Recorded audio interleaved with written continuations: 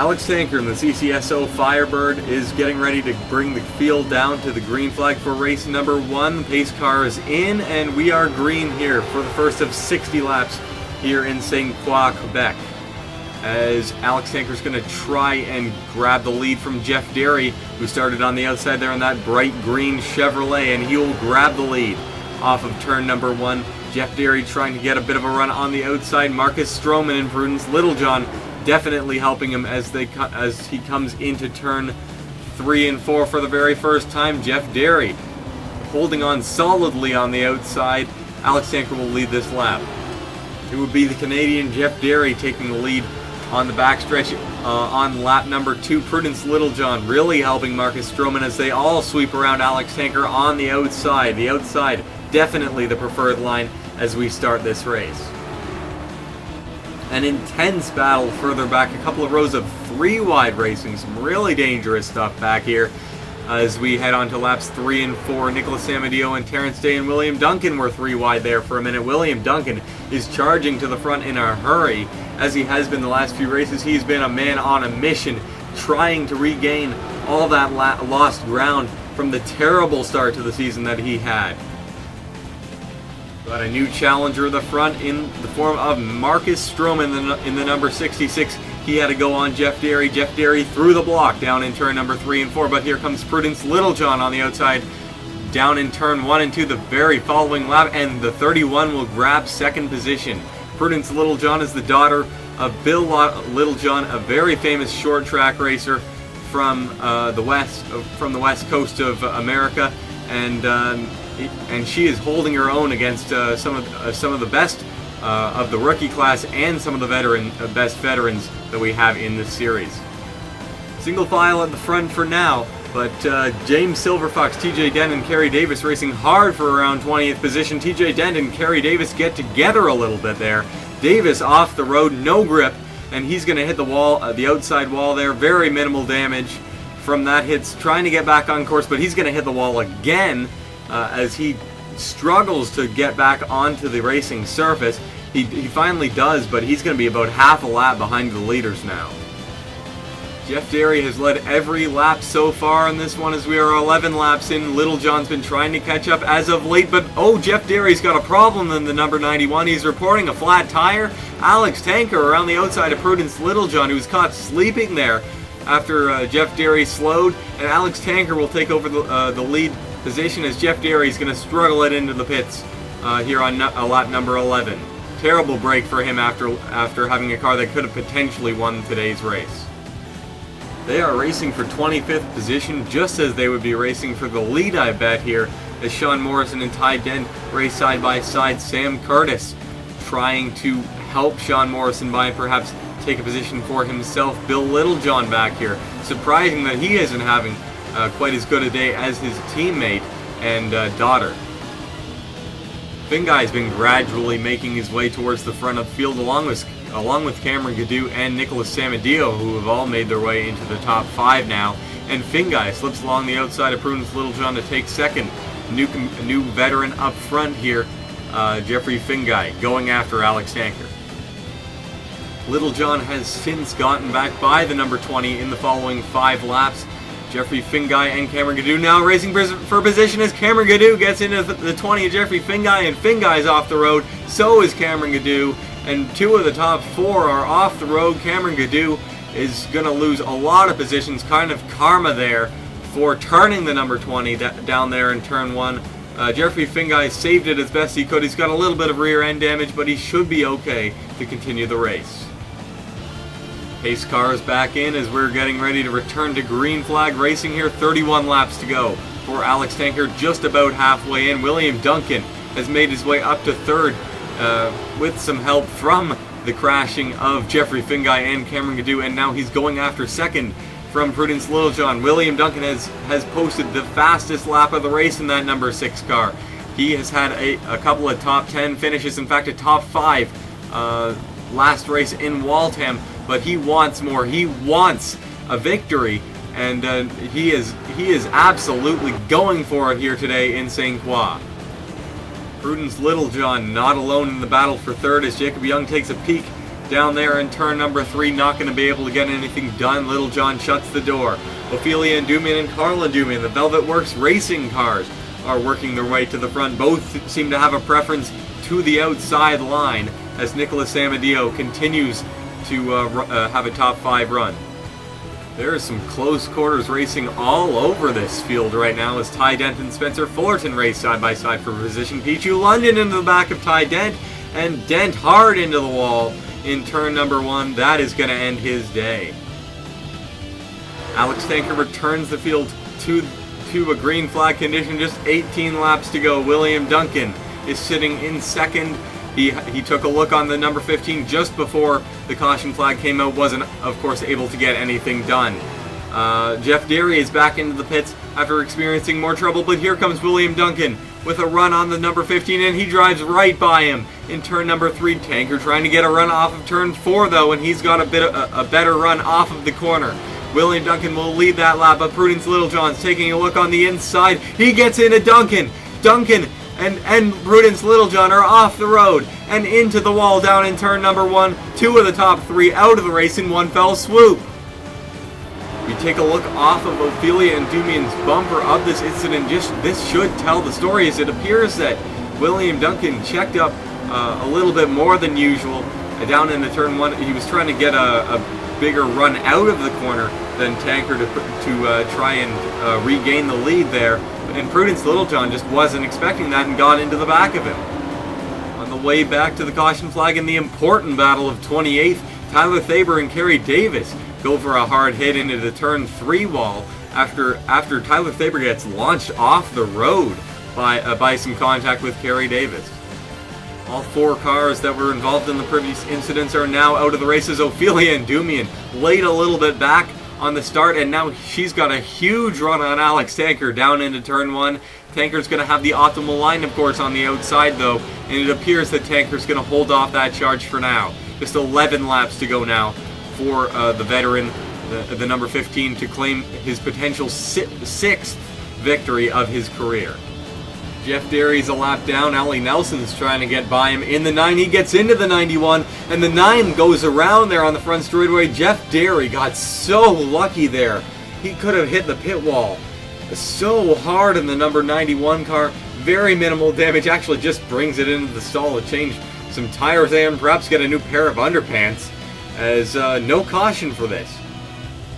The Endumian swap positions, both of them now in the top 3, as Alex Tanker struggles to get around Jeff Derry, who's now a lap down and is not really giving way. The 2 tries to go to the bottom around him, but Jeff Derry is going to have to stay on the bottom as Alex Tanker finally got to his outside there in the number 15 to drive around him. As Ophelia Endumian and Jeff Derry nearly make some contact there, Carl Endumian now going after the 15. Very interesting looking top 10 now as Jacob Young and Terrence Day race for position for around 6th position, as Maxwell Chan gets turned around hard into the pit wall and the caution's back out here. Maxwell Chan was racing for around 13th position with Julian Sanchez. Sanchez just made the littlest amount of contact with the back end of that 07 and hard into the pit wall the 07 went. Luckily he would get out of that car under his own power. He needed a little bit of help walking to the ambulance, but a good thing is Maxwell Chan okay and alert. On the way back to the flag, Carl Endumian slips along the outside of Alex Tanker, and he will get the lead for the first time in this race. Alex Tanker appears to have used up his stuff. Either that or he's saving something for the last few laps that will now be a green-white checkered, as that wreck came with 5 laps to go. 2 laps to go here in race number 1 at Sainte-Croix. Carl Endumian, an interesting choice, elects for the inside despite having completed most of his passes on the outside today. But Carl Endumian nearly slips in front of Alex Tanker, but Tanker with a good run off the corner.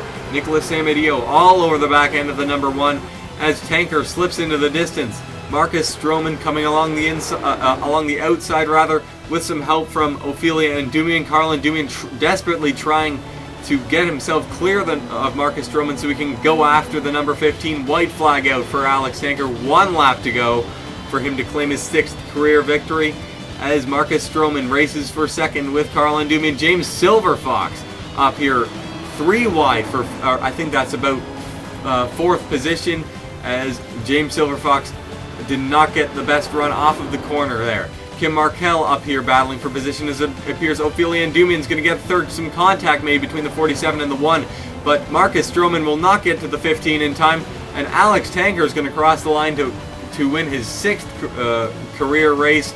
He's always been really good at the short tracks like this, and he claims yet another victory at one here in Quebec. Marcus Stroman was catching in a hurry. He definitely had a fast car, but just could not get to the 15 in time to take a look on him for the victory. The Velvet Works Racing Cars, 3rd and 4th, amazing day for them. As Nicolas Amedio, 5th place for him. He was in the top 5 pretty much the whole race. In 6th position is Kim Markell, who worked her way up gradually all race long. Perhaps could have challenged for the victory if given a few more laps. James Silverfox up into 7th, Terrence Day 8th, and Nick Pericles and Jacob Young round up the top 10.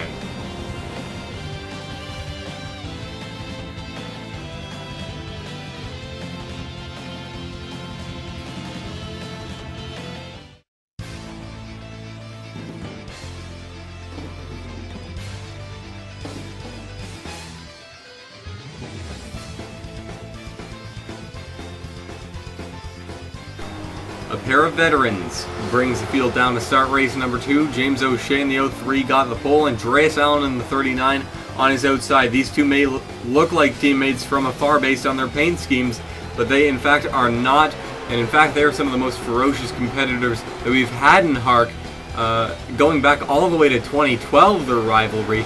And O'Shea and Andreas Allen now continue to race for the lead. Andreas trying to get inside of O'Shea. O'Shea throws the block, and Allen gets into him just a little bit. Look at Alex Wheeler coming up the outside in the 69. He might take it from both of them if they're not careful, and he will with a great run through turn 1. It appears he has a good shot at getting the lead as Mark Nutt slips behind Andreas Allen now, trying to force him up, maintaining the very low lane, but will not get anything done. Luca Obrovac and Chris Washer now trying to make headway on the outside. Alex Wheeler will lead the first couple of laps. Both of the top 2 losing ground in a hurry. Andreas Allen's been pushed back to around 6th or 7th already, and O'Shea falls to 4th, now about to lose another position to Rusty Babinski and Don Thompson, and perhaps even Don Thompson Jr. in the 51. Another Canadian looking to show what he's got today. We go on board Brandon Krasta, who's doing quite well in points in his rookie campaign here, trying to make his way past Zachary Fitzwater in the 44 as he resides right in the middle of the Hornet's Nest. Pretty good battles just outside the top 10 right now. Michael Caine and Follow Thanos and Annie Thomas battling for 11th spot currently. Caine will hold on to that for now. Thanos is having a good run. He hasn't had too much luck so far this season, but looking to turn that around. Annie Thomas, pretty much the same. Amin Al-Ghul and Gerald Reddington battling it out for 14th spot. Amin trying to make his way past the current points leader, Gerald Reddington. Both Gerald and J.R. Fitzpatrick, who is sitting right behind him on the outside in that number 85 Welsh's machine, are both trying to make their way towards Mike Doan, who's sitting inside the top 10. Mike Doan has the potential to take the points lead if things stay where they are. At the very tail end of the field, we have Sam Morrow, Andrew Rick, and Matthew Nicholson battling it out for position. Just behind them, we have Zeus Morrow and Matthew Stringer, who I'm surprised isn't having a better day considering he won a feature race at a short track last year.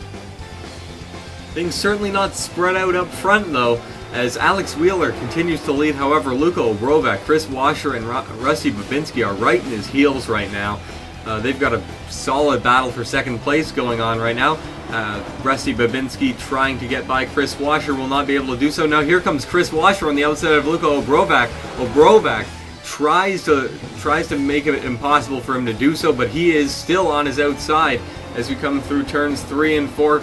Luca Obrovac squeezed him all the way out nearly into the grass there on the back straightaway. I'm not sure Washer's not too happy about that, but that I'm sure is just giving Washer all the more reason to get by at this point, as Wheeler not pulling away surprisingly despite the battle behind him. All the battling has drawn a few more cars into the mix. Don Thompson Jr. back up into this lead group, currently sitting in 5th. Mark Nutt in 6th position, battling it out with Shrimp Engritz in the 102, who's currently in 7th. Mike Doan sitting right behind all of this, trying to make sure he gets a good points day. Luka Obrovac taking a peek down the back straightaway. He got around Chris Washer a few laps ago, and now he goes after Alex Wheeler. Wheeler tries to cut down a little bit, but Luka is already there, and he will grab the lead on the inside. That's fairly impressive. Not a lot of people have been able to make a ton of moves in the pair of races here in Sainte-Croix. Chris Washer trying to slip into second past Wheeler. I don't think Wheeler is near as fast as he was right at the beginning of the race, and James O'Shea has made his way back up into the top 4, trying to struggle his way back into 3rd. The top 5 have really broken away from the rest of the top 10. They're not even in this camera shot anymore, despite the fact that we are looking at the rest of the top 10 right now. Oh, you can just see Mark Nutt in the distance. But anyway, J.R. Fitzpatrick has raced his way by Mike Doan in the 72, and he may take over the points lead should things stay where they are right now. The battle for first has really heated up in the last few laps. Chris Washer has tried twice along the inside, but Luka has just been impeccable with his runs off the corner. Look at Washer with his run through the middle there. Luka's going to need a good run off the corner. He runs a tiny bit wide, and it appears that Washer may actually get by with this run if he can get through turn 1 without handing him the lead back, and he does with another great run through the middle of the corner. That seems to be where he really excels in comparison to his competition.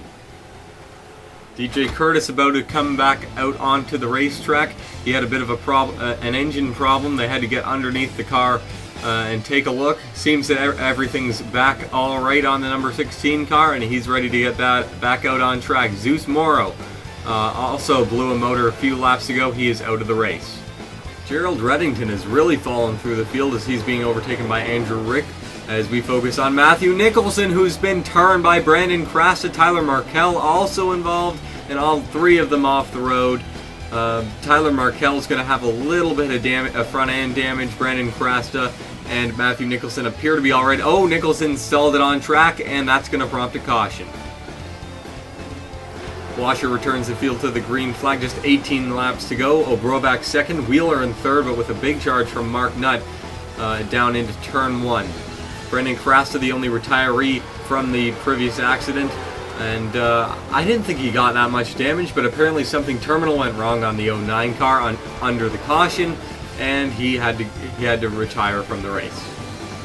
Andreas and Alex Allen battling for position. Chris Louvier sitting right behind him, and Louvier gets turned by Damir Bejanov, very similar to the last accident, and Louvier has a lot of damage in the number 98 car. He is definitely going to be out. Bejanov also might be out. He's got a huge amount of damage to his rear end.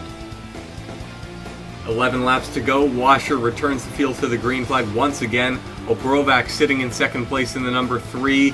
Still right on his back bumper. I believe these two are very evenly matched, and it'll be interesting to see who exactly comes out on top. As Mark Nutt, what a run on the outside he's got on Luka Obrovac. Obrovac runs a little bit high to try and protect that position. It appears to have paid off, and he will stay in second place for now. Damir Bejanov got enough damage fixed on that car to remain on the racetrack. He may be a little bit slow for the remainder of the race, though. Shrimp Engritz, all the way at the top of the racetrack, will drive by the 69 of Alex Wheeler very easily down the front straightaway, and into fourth he goes. He's going to have a hard time running down the top 3, though, with just 7 laps remaining.